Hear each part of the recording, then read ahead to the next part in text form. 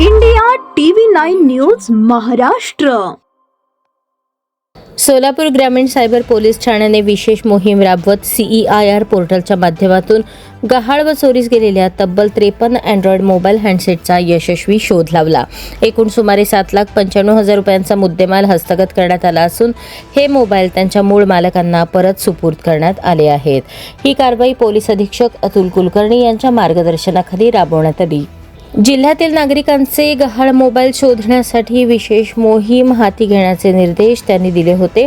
त्यानुसार upper police अधीक्षक प्रीतम यावलकर यांच्या मार्गदर्शनाखाली सायबर पोलीस ठाण्याने तांत्रिक तपासाला गती दिली.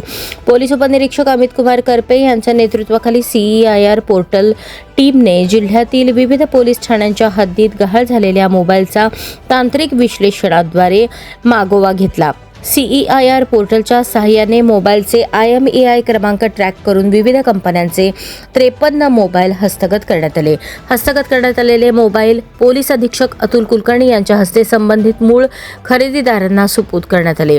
हरवलेले मोबाईल परत मिळाल्याने नागरिकांनी समाधान व्यक्त केले असून सोलापूर ग्रामीण पोलिसांचे कौतुक केले आहे.